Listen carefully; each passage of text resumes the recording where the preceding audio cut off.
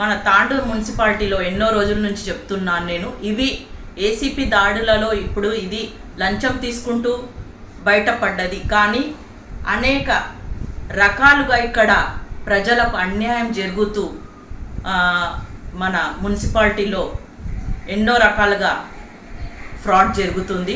కోట్ల రూపాయలలో ఫ్రాడ్ జరుగుతుంది. మళ్ళీ ఇక్కడ నాయకులు అధికారులు కలిసి చేస్తున్నారా, అందుకు నాయకులు నిమ్మకు నీరెత్తున్నట్టు నోరు మూసుకొని కూర్చున్నారా తెలియడం లేదు.